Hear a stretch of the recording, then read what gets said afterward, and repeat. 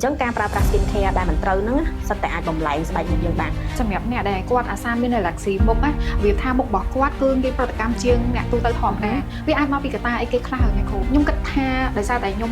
research ខ្លះខ្ញុំមើលព័ត៌មានខ្លះខ្ញុំគិតថាការបិទម៉ាស់ជាប្រចាំហ្នឹងវាល្អតើវាល្អមែនអត់អ្នកគ្រូតែបើសួរខ្ញុំវិញថាចុះបើខ្ញុំជ្រើសរើសយកការបិទម៉ាស់រាល់ថ្ងៃនឹងអត់ខ្ញុំអត់ទេអាចនិយាយថាអត់ប្រើអីគ្រប់យ៉ាងចាទុកមុខចោលចាប់ថែចឹងស្បែកគឺតេជាមួយនឹងពលឺចាអញ្ចឹងស្បែកខូចដោយសារតែការបំផ្លិចបំផ្លាញពីពលឺព្រះអាទិត្យ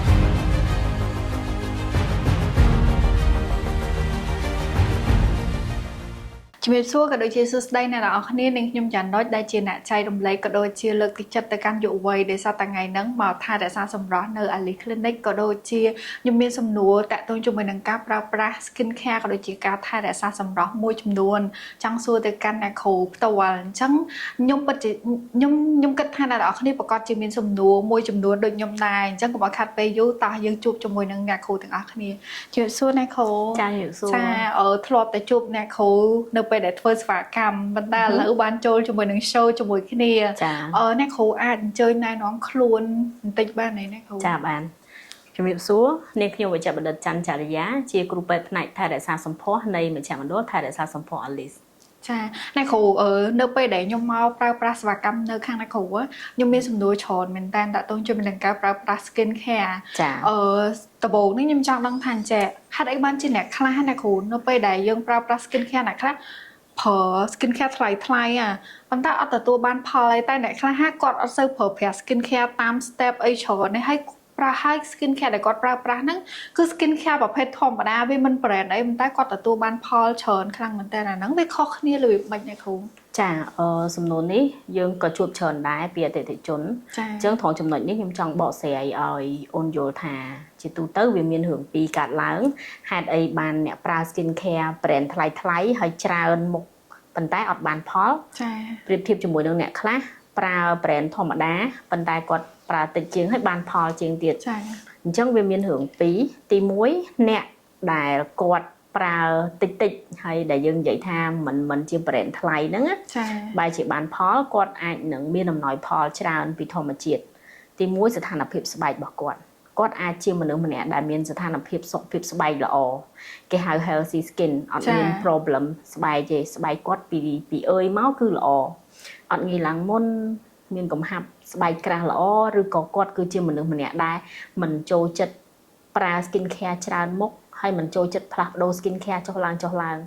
មានន័យថាគាត់ប្រើតែប៉ុណ្្នឹងនៅប៉ុណ្្នឹងរហូតអញ្ចឹងស្បែកគាត់អត់បានឆ្លងកាត់ការប្រើប្រាស់ច្រើនមុខមានសារធាតុសកម្មជាច្រើនដែលរួមបញ្ចូលគ្នាព្រោះការប្រើប្រាស់ skin care មិនមែនមានន័យថាប្រើច្រើនត្រូវតែល្អទេចាពេលខ្លះយើងសាក់នេះសាក់នោះច្រើនដងស្បែកយើងវាអាចខូចវាអាច irritant វាអាចលហែកកោសិកាសតុបខាងលើនឹងច្រើនខ្លាំងពេកក៏ធ្វើឲ្យស្បែកមុខងាយ sensitive មានបំរែបំរួលកើតនេះកើតនោះវាទៅជាអត់បានផលចាអញ្ចឹងអ្នកដែលគាត់បានផលហ្នឹងទី1ដូចខ្ញុំលើកឡើងអញ្ចឹងស្បែកគាត់ល្អពីធម្មជាតិទី2គាត់មិនចូលចិត្តបដូរផលិតផលផ្ដេសផ្ដាស់ទេអញ្ចឹងឲ្យតែគាត់ជ្រើសរើសអាមួយមុខពីរមុខដែលនិយាយហ្នឹងត្រូវតាមស្ថានភាពស្បែករបស់គាត់ហើយផលិតផលនោះអត់មានជាតិកាត់គាត់ច្បាស់ជាប្រើតិចហើយបានផលជាងអ្នកប្រើច្រើនចុះឡើងចាដល់ពេលអ្នកប្រើច្រើនចុះឡើងវិញគាត់ថារបស់ហ្នឹងសុទ្ធដែរ brand គេស្តង់ដារដែរហើយប្រើច្រើន step ប៉ុន្តែមុខស្អាតចាញ់អ្នកតិចទេអញ្ចឹងគាត់អាចជាម្នាក់ដែលមានបញ្ហាស្បែកស្រាប់ស្បែកគាត់ខ្សោយស្រាប់ឬក៏គាត់មិនបានប្រឹក្សាយោបល់មុននឹងទៅទិញ skin care ទេព្រោះរឿងអស់ហ្នឹងគឺសិតតែរឿងដែលយើងឮតចាមរាមទេត្រូវទេយើងអត់បានទៅសួរលំអិតដល់សម័យខ្លួនទេថាអ្នកប្រើតិចហ្នឹងគាត់បានស្គាល់ច្បាស់យល់ច្បាស់ពីរបៀបប្រើប្រាស់ skin care ហ្នឹង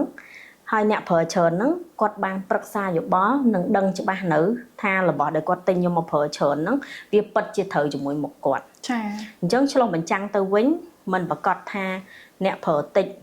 ត្រូវតែបានផលអ្នកប្រើច្រើនត្រូវតែបានផលនោះទេ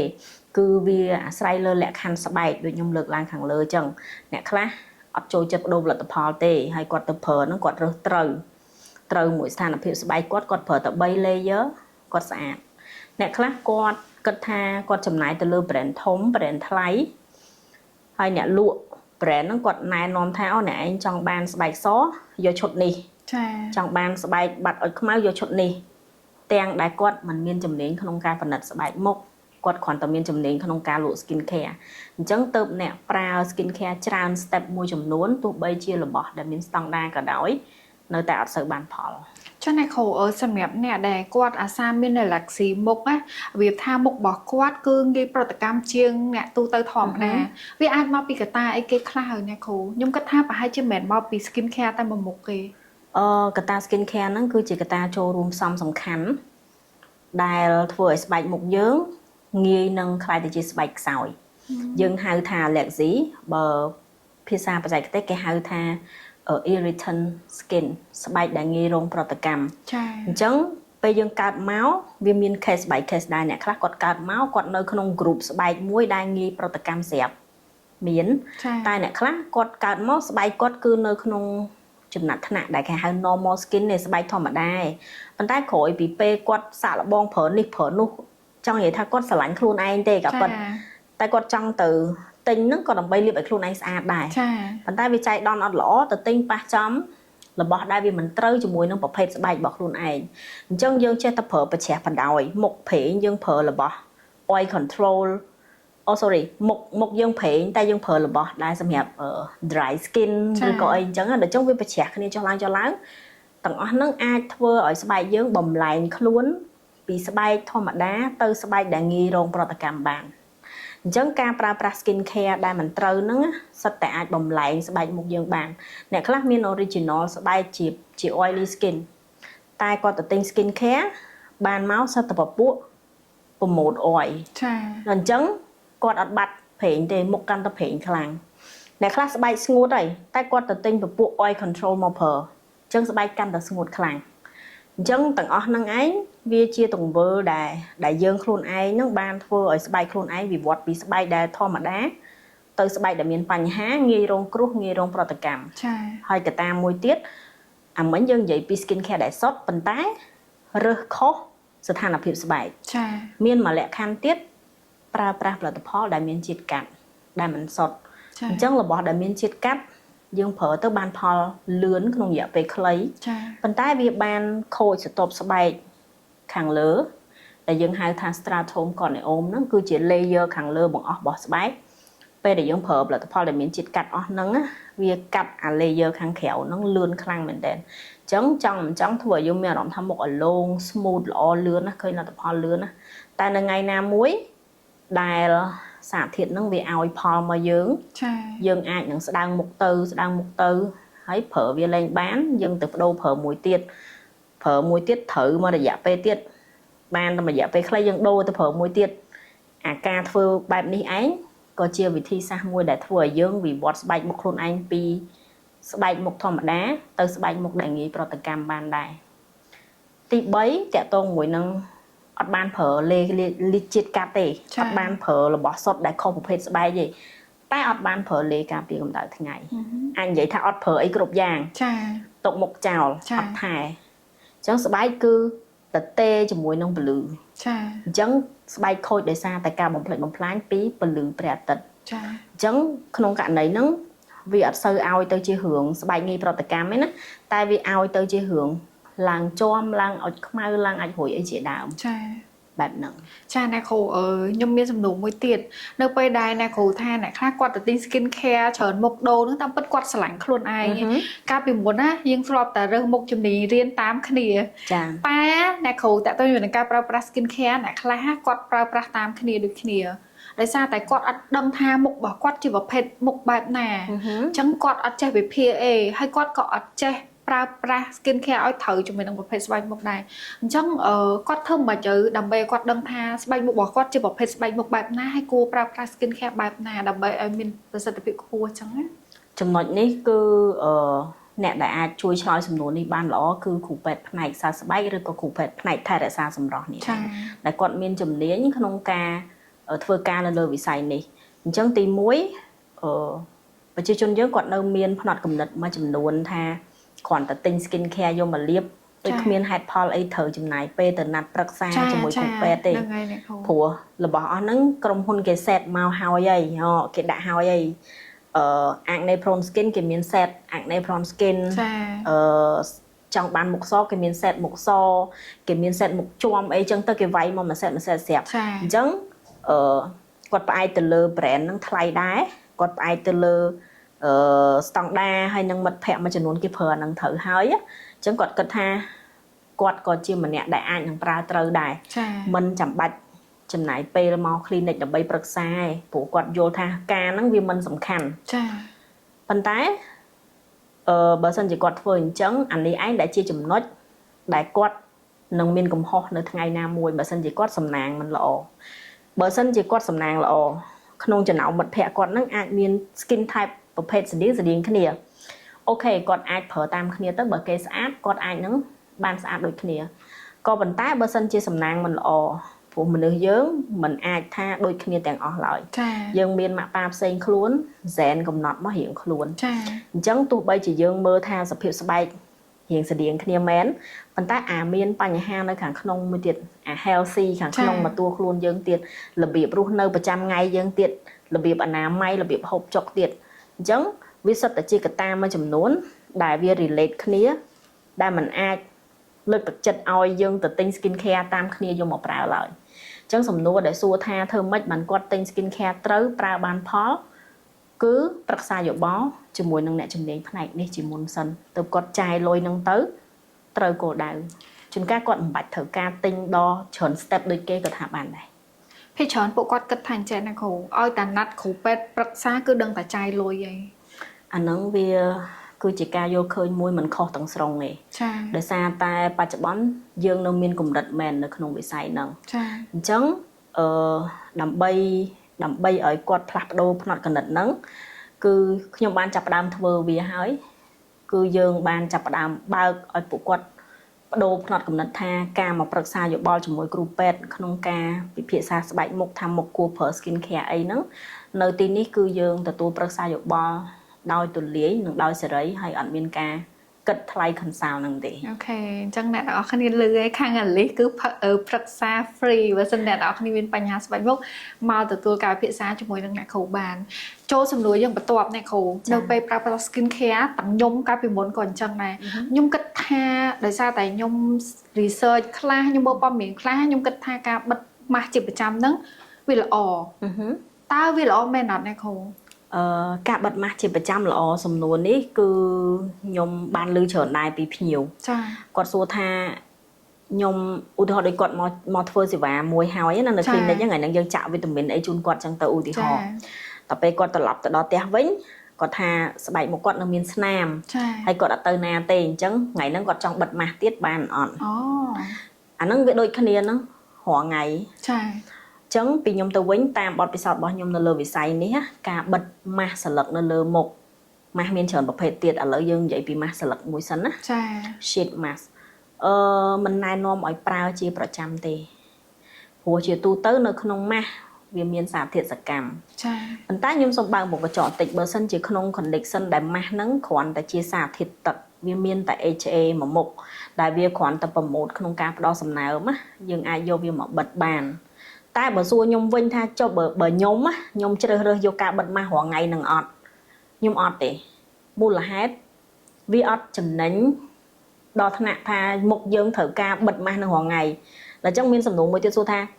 ចុះថាមុខត្រូវការជាតិទឹកជាតិសំណើមមកច្រើនហើយចុះមិនបានបិទម៉ាស់ជាតិទឹករាល់ថ្ងៃអត់ធ្វើវិញមិនអត់បានទេបើវាមានតែ HA អាចធ្វើបានតែហេតុអីបានសួរថាបើខ្ញុំឲ្យខ្ញុំបិទរាល់ថ្ងៃខ្ញុំបិទអត់ទេប៉ុន្តែមនុស្សយើងវាមានការយល់ឃើញខុសៗគ្នា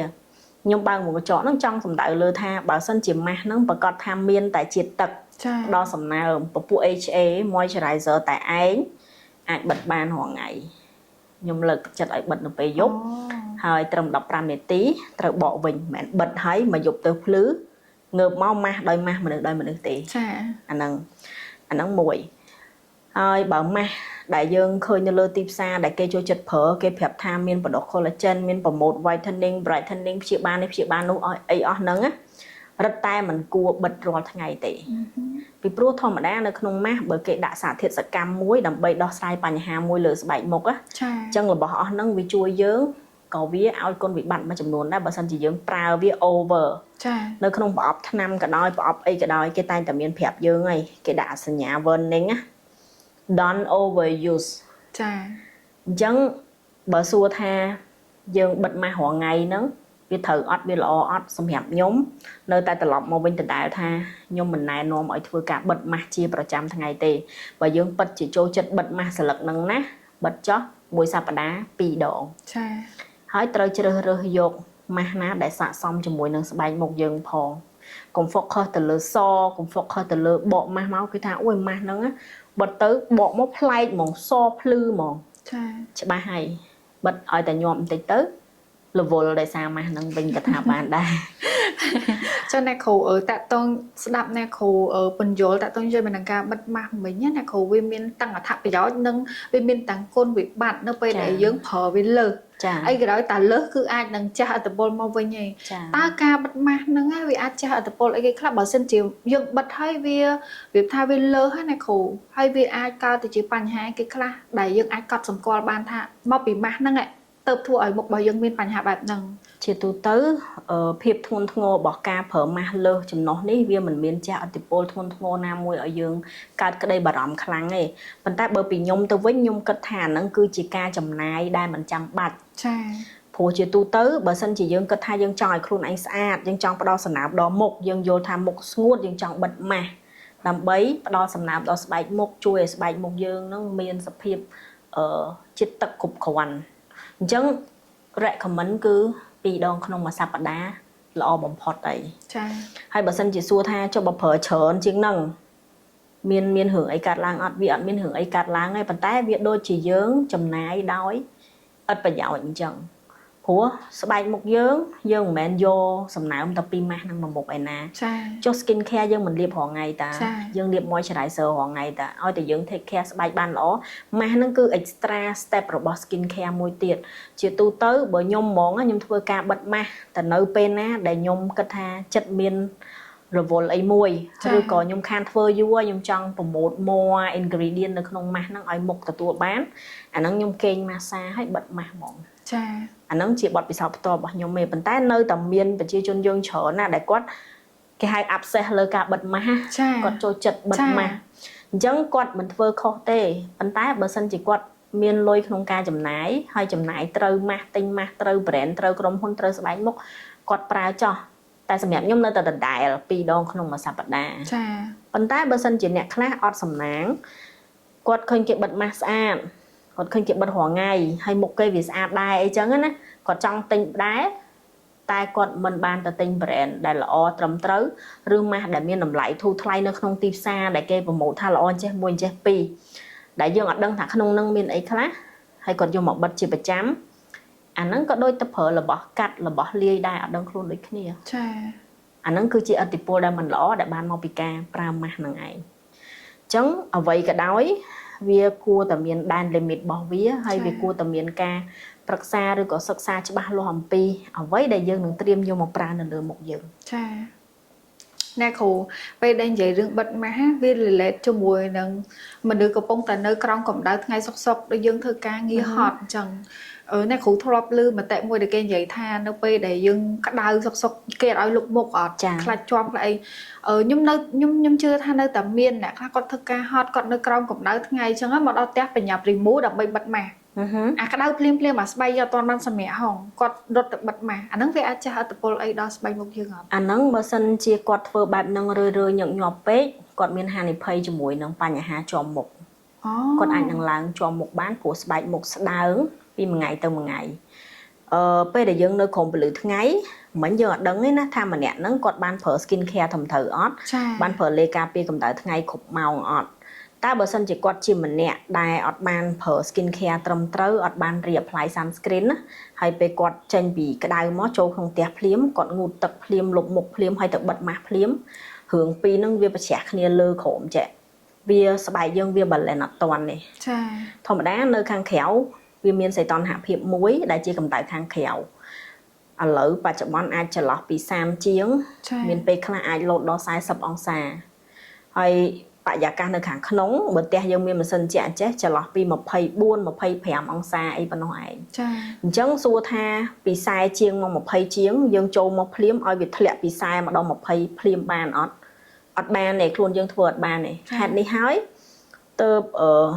គ្រប់ពេលដែលយើងប្រឹក្សាយោបល់ជាមួយភ្ញៀវ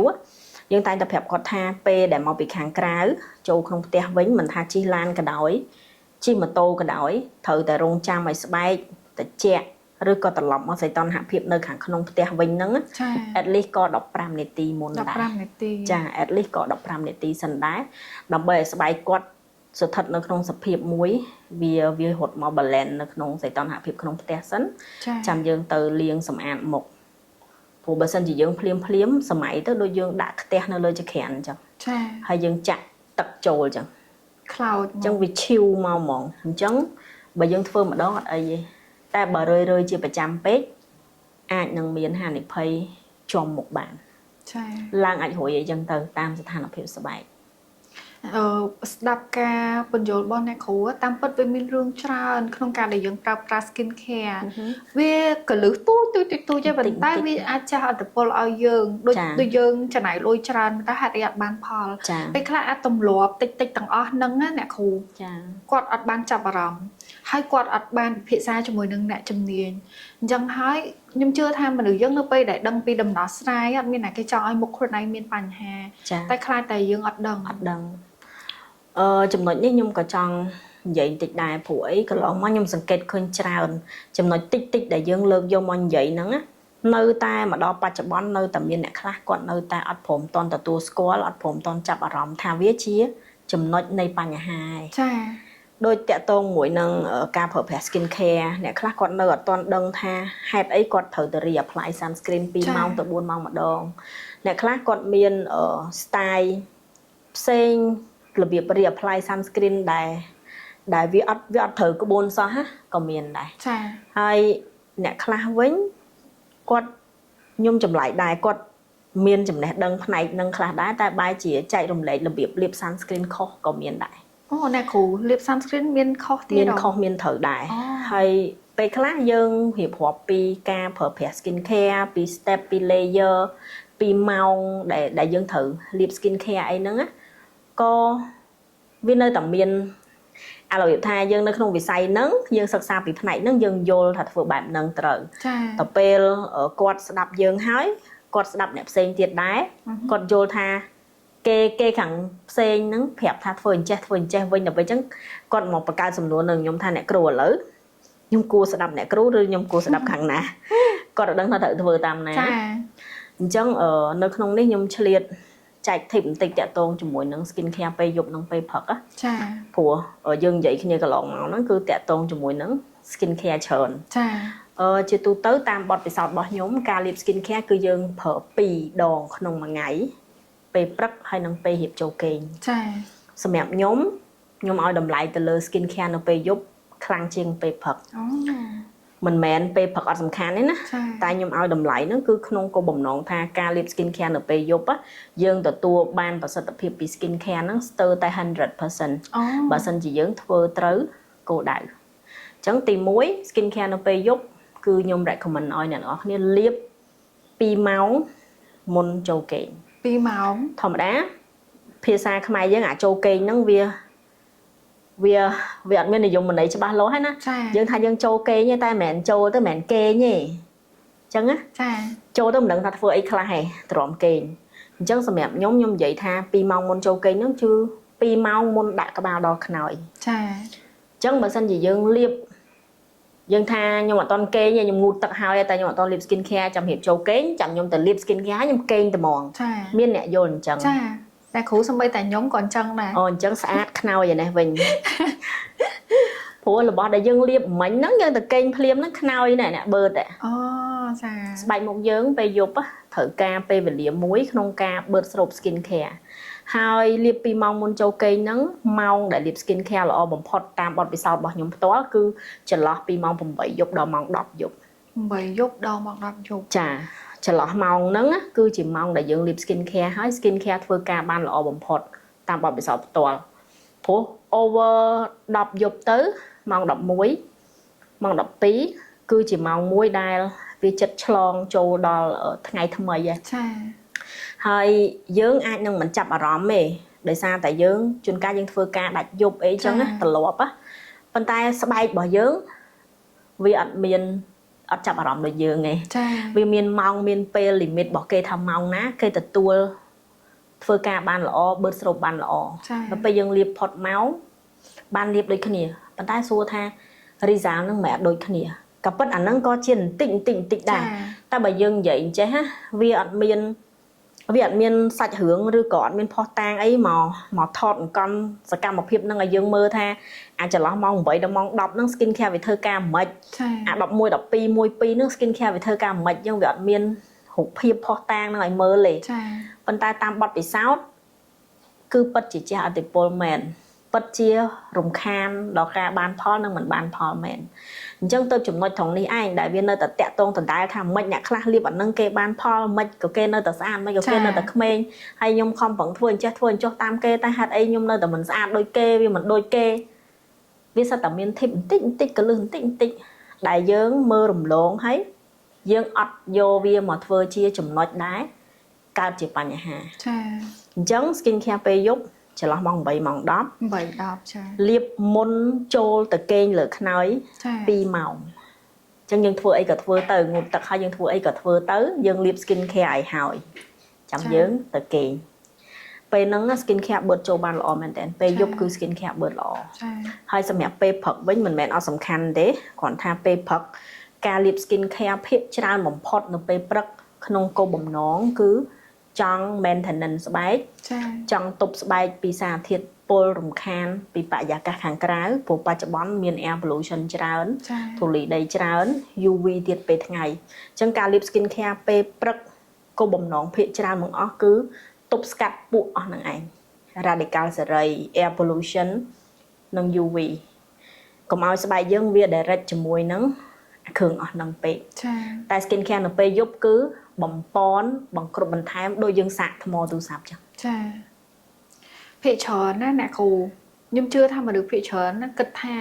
ការដែលគាត់ប្រើ skin care ពេលថ្ងៃហ្នឹងគឺគាត់ទទួលបានប្រសិទ្ធភាពខ្ពស់ខ្ញុំទឹកតែយល់នៅពេលអ្នកគ្រូបញ្យល់មិញឯថាពេលយប់ល្អហើយយើងគួរតែប្រើចន្លោះម៉ោង8ដល់ម៉ោង10ហ្នឹងខ្ញុំគិតថាការជជែកពេញថ្ងៃនេះគាត់នឹងទទួលបានអត្ថប្រយោជន៍ច្រើនខ្លាំងមែនតើតាក់ទងជាមួយនឹងការប្រើប្រាស់ skin care ចា៎ខ្ញុំមានសំណួរមួយទៀតណាគ្រូធម្មតាមនុស្សយើងនៅពេលដែលយើងអត់ចាប់អារម្មណ៍ចំណុចតូចហ្នឹងណាវាធ្វើឲ្យមុខរបស់យើងខ្មៅស្អាតធ្វើឲ្យឡើងមុនសាច់កតិកទឺសម្អាតមុខឲ្យបានស្អាតអីអញ្ចឹងទៅនៅពេលដែលគាត់ឃើញមុខគាត់ស្អាតគាត់ទៅជាប្រើ scrub មុខវិញតើការប្រើ scrub មុខហ្នឹងវាអាចជះឥទ្ធិពលអីដល់យើងអត់ចាសម្រាប់បញ្ហា scrub នេះបើពីខ្ញុំទៅវិញខ្ញុំរាប់ចូលថាជាពពួក exfoliator ហ្នឹងខ្ញុំឲ្យចំណាត់ថ្នាក់វាជា2ចាជាពពួក organic ហើយនិង non organic ឬក៏យើងហៅពពួក chemical អញ្ចឹងបើសិនជាគាត់ជ្រើសរើសយកការប្រើប្រាស់ scrub ដែលជា organic scrub ធ្វើពីធម្មជាតិធ្វើពីរុក្ខជាតិដែលមានដាក់សារធាតុសកម្មចូលគាត់អាចយកវាមកប្រើជា daily scrub បានហើយពីខ្ញុំទៅខ្ញុំ recommend ឲ្យប្រើតែពេលយប់ទេប្រើតែម្ដងទេក្នុងមួយថ្ងៃអាហ្នឹងបើសិនជាវាជា organic scrub ក៏ប៉ុន្តែបើលើកមកមិញហ្នឹងថាមុខស្អាតមុខអីហ្នឹងបែរជាចង់ទៅរក scrub ដើម្បីមុខភ្លឺណាហើយគេមាន scrub គេហ្នឹងប្រាប់ថា scrub ទៅមុខភ្លឺរលោងស្អាតអីចឹងទៅអញ្ចឹងបើគេប្រម៉ូទបែបនេះច្បាស់ណាស់នៅក្នុងហ្នឹងត្រូវតែមានសារធាតុសកម្មជា chemical scrub ចាអញ្ចឹងពេលដែលយើង scrub ទៅគឺទទួលបានសភាពស្បែកមុខរាងភ្លឺជាងមុនទន់ម៉ត់រលោងថ្លាជាងដែលយើងមិនទាន់ scrub ប៉ុន្តែ scrub ប្រភេទនេះមិនលើកទឹកចិត្តឲ្យធ្វើជាប្រចាំថ្ងៃទេចាព្រោះ scrub ប្រចាំថ្ងៃបើសិនជាយើងប្រើ scrub កាហ្វេឬ scrub អីដែលយើងធ្វើខ្លួនឯងណាយើងអត់ទទួលបានភាពសពីនឹងទេធ្លាប់ធ្វើនៅលើស្បែកលើអីវាអត់ទទួលបានភាពសភ្លឺមកទេគ្រាន់តែមានអារម្មណ៍ថាស្បែករាងទន់ជាងមុនយើង scrub បន្តិចប៉ុណ្ណោះឯងចាតែបើ scrub ហើយមានអារម្មណ៍ថាភ្លឺថ្លាមុខបាត់អា color ដែលស្អាតហ្នឹង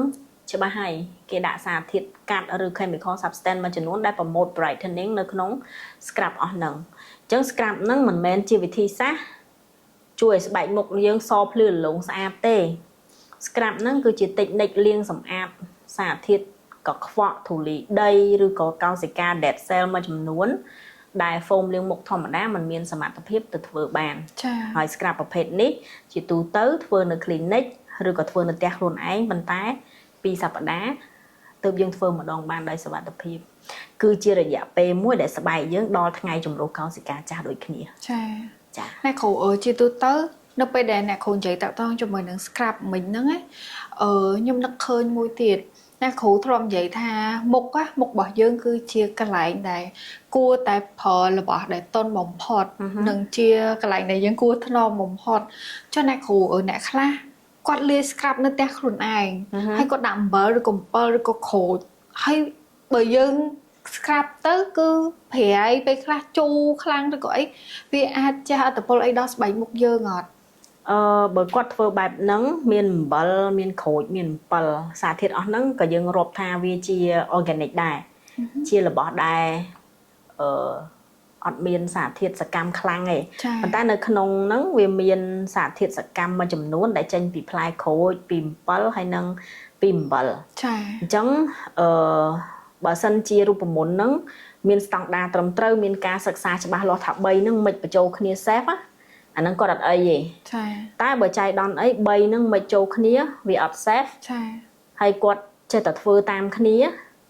បើគាត់ស្បែករឹងមាំអត់អីរួចខ្លួនតែបើគាត់ស្បែកខ្សោយគាត់ច្បាស់ជាអាចរងឥទ្ធិពលមិនល្អពីសារធាតុណាមួយក្នុងចំណោម3ហ្នឹងហើយបើខ្ញុំអត់ណែនាំទេអារូបមន្តបង្កើតខ្លួនឯងអញ្ចឹងចាកន្លងមកហ្នឹងក៏ខ្ញុំធ្លាប់ឃើញដែរគេចែកម្លែកតាក់ទងមួយនឹងការយកវ៉ាសាលីនទៅលាយជាមួយអីទេនេះប្រមាណមុខបញ្ចូលគ្នា